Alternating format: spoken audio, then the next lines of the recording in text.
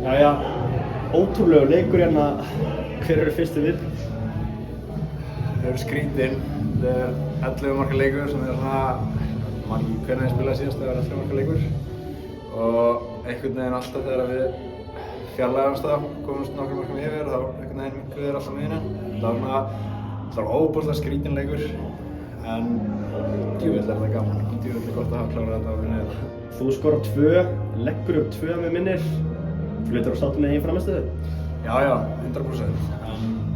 Það bara skiptir næstu máli að vinna leikinn og 3 stig í pokann er bara virkilega dýrmætt í næsta leik og hvað þá útivallega mútið í næsta leitingu.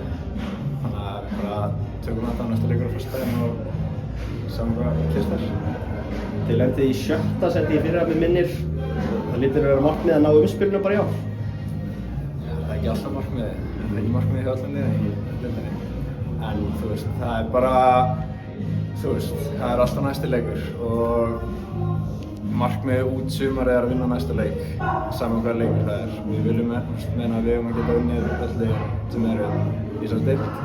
Þannig að þú veist, næst er það Þróttur skotið. Þannig að við bara stefnum sigur þar.